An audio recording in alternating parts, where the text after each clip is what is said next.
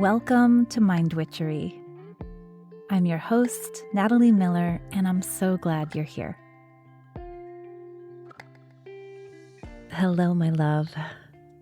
Those are the very first words coming out of my mouth this morning. Can you tell? I still have a little bit of sleepiness in my voice. The house is very quiet. I made my coffee and I came right downstairs to record this episode for you because this is something I've been thinking about a lot lately, teaching about a little bit, and I hope it will be helpful for you as you look toward the new year, as you look toward 2024. Although, whenever you're listening to this spell will be helpful, I promise you, because when can't we use trust? So today's spell is less a mantra or an affirmation, and it's more conceptual. When I think about what trust is and what trust is made of, the vision that I get in my mind, which I hope will be helpful for you, are the glowing embers of a fire.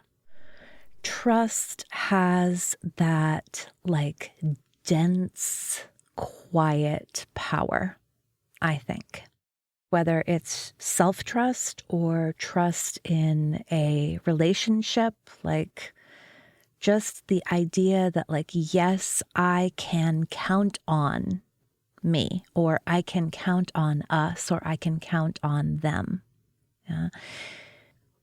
And for any of you who have built fires, I have to pause and tell you that this is the year, 2023 is the year that I learned how to build a really good fire. I went to the woods of North Carolina with one of my very dearest friends, and I was in charge of the fire, and I learned how to do a really good job with it. And then I came home and I discovered I can also build a really good fire in our own fireplace.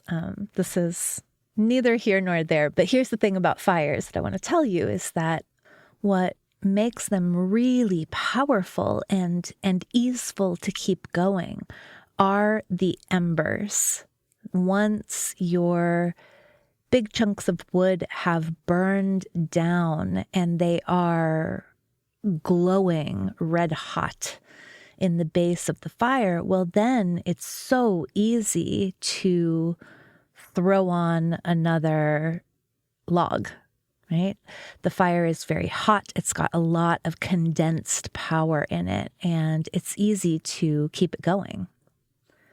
I think trust is just the same, right? So I don't know about you, but I have been through periods in my life where I've been especially adventurous or especially courageous.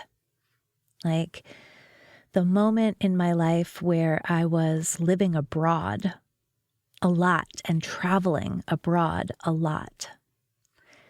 And during that time, I did have the advantage of youth, which I think lent me a bit of invincibility. But more than that, I was just used to navigating an unfamiliar city, or I was used to being someplace where I didn't speak the native language. And because I was putting myself in those situations and surviving, thriving, right? Figuring it out, with each little trip, with each day, with each figuring out how to take public transportation from one town to another, I threw a log onto the traveler fire.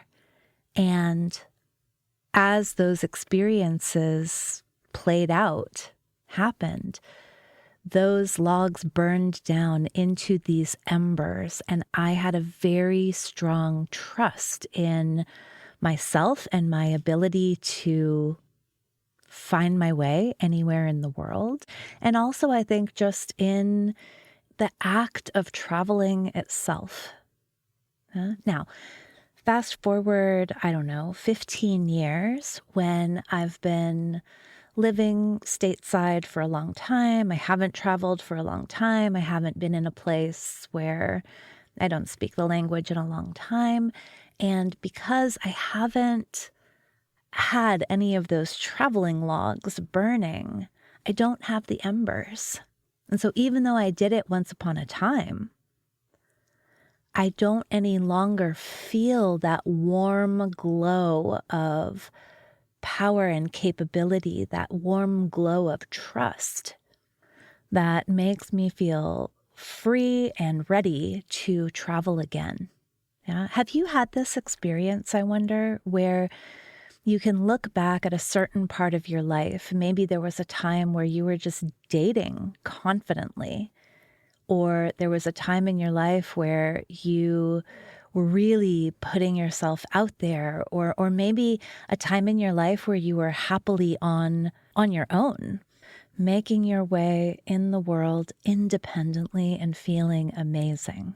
Sometimes we can look back at those moments and be like, how was I able to trust in myself and trust in life and the world? How was I able to trust enough to do that? And the point of this spell is that I think we build that trust through action,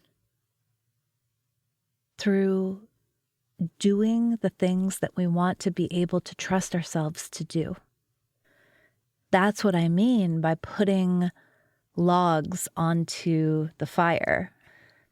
It is on purpose engaging the types of experiences that you really want, and knowing that the trust comes through having the experiences.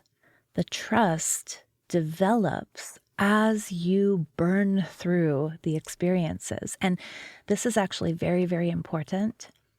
I don't believe it matters how the experience goes. It's not like you're only going to trust yourself after you are successful. I don't think that's how it works. I think going through the experience in and of itself and coming out the other side, whether it is victorious or humbled, whether you have gotten exactly what you wanted and more, or whether you have learned some hard lessons.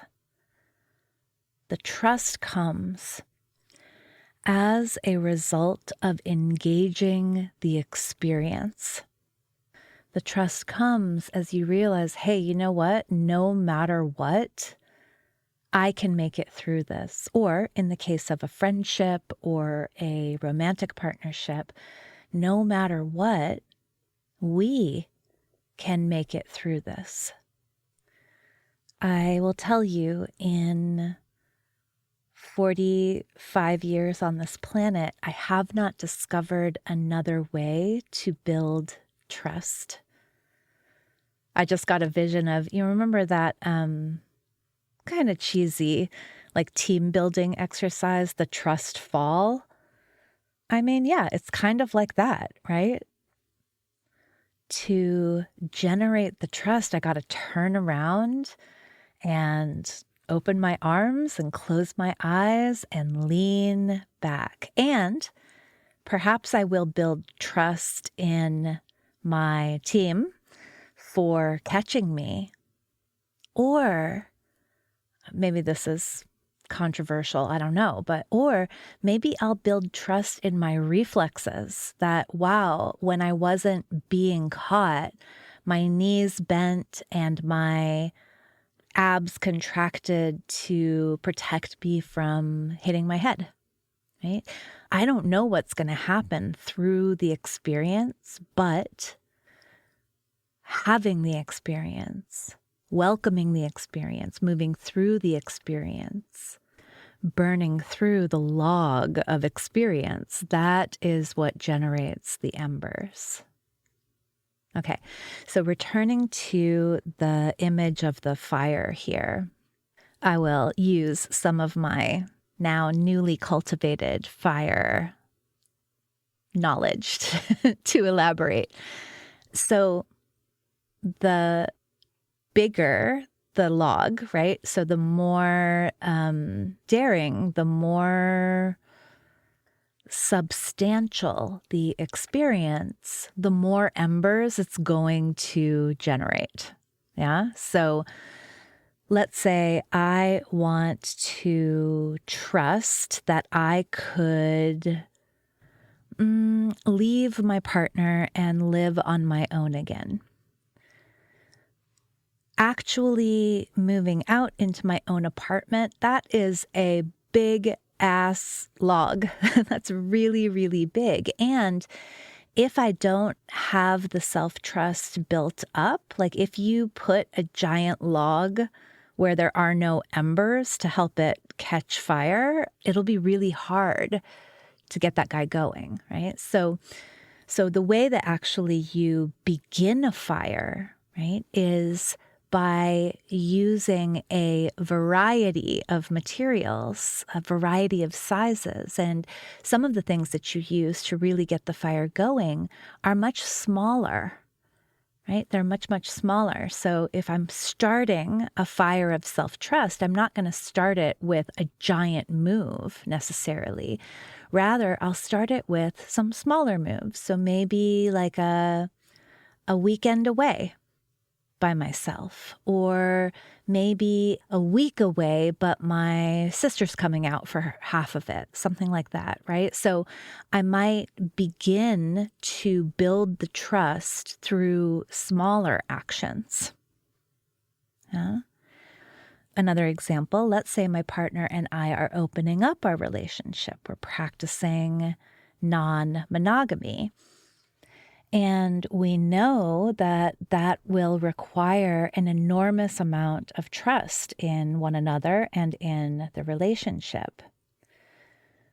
We can't expect that trust to be a given, right? That trust will build over time. That trust will build as we take the steps toward opening the relationship. Now, there may be trust embers there glowing because we've had each other's backs for a long time, or because we've been through a lot together. But to introduce a new way of being in the relationship together and to build the trust around that, like the only way I think to build the trust is to actually take the steps toward it. So we may not go straight to going away with a lover for a weekend in the woods. We may start with practicing having open conversation about all that we desire. We may start with sharing textual conversations with potential partners, but in an open way so that we're both aware that it's happening, right? And it's through those experiences, it's by burning through those experiences that we slowly build the requisite trust to be able to do the bigger things. Yeah. So I had a spell not too long ago that is maybe a version of this, actually. Episode 139, a spell for making a big change. And the idea there is similar to this one, right? It's like, if I want to make a really big change, I need to recognize that that big change happens tiny step by tiny step, right? Sometimes we get arrested, we get stopped and stuck when there's something bigger that we want to do. Like, I really want to take a whole summer sabbatical from my business, for example.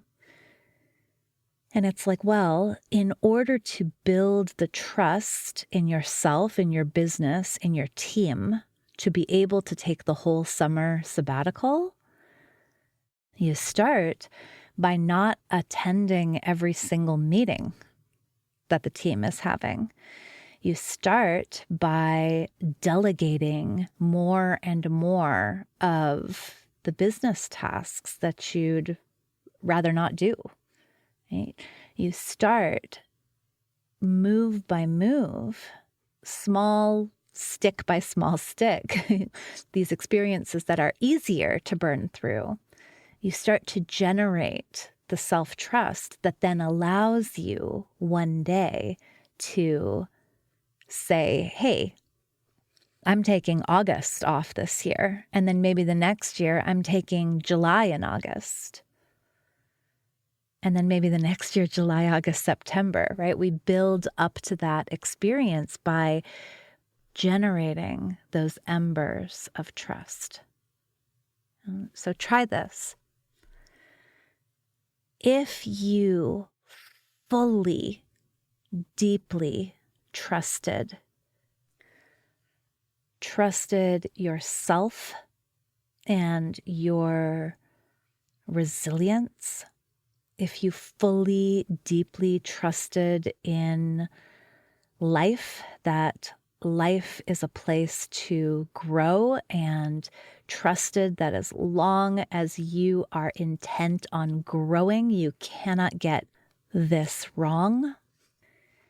If you fully trusted that support and belonging and opportunity are always available to you, right? If you had these glowing, hot embers of trust, what would you love to do? What's the move you would love to make personally, professionally? What would you do if you fully trusted that it is definitely going to work out in your favor? The thing that comes to your heart and mind, you can begin building the fire of experiences that generate those embers of trust. You can begin building that right now. So what are some of the tiny steps that would be easier to move through? Like, find those, assemble them like kindling. When is a time in your life where you did have some of those trust embers? Think back to that and remember how you got them. Realize that very likely you got them not just through your successes, but more broadly through your experiences. Know that trust is buildable, like we can cultivate it, but only through the fire of experience, only through being willing to try some things. The Bruce Springsteen line is coming to mind. You can't start a fire without a spark. And that's probably another episode where we get that courageous spark that gets things going. So we'll save that for another time. But in the meantime, I know that when we trust ourselves, when we trust that we can grow through all of our experiences, when we do that, we live life to its fullest. And when we live life to its fullest, we're never only doing it for ourselves. We're always doing it in service of the evolution of humanity. I really believe that. I really believe that. How do we evolve? How do we move forward? We trust that there could be a better way. And the reason we trust that there could be a better way is that we've begun taking and making the better way. All right, my friend, thank you as always so much for listening, and bye for now.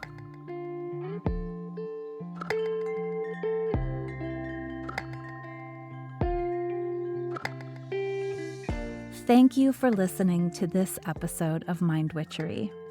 To catch all the magic I'm offering, please subscribe to the show. Or if you want a little bit of weekly witchiness in your inbox, sign up for my Sunday letter at mindwitchery.com. If today's episode made you think of a friend or loved one, your sister, your neighbor, please tell them about it. We need more magic makers in this troubled world. Like all good things, this podcast is co-created by stellar people. Our music is by fabulous DJ, artist, and producer Shammy D. Our gorgeous art is by the sorcerers at New Moon Creative. Mind Witchery is produced in conjunction with Particulate Media, K.O. Myers, executive producer. And I am Natalie Miller. Till next time.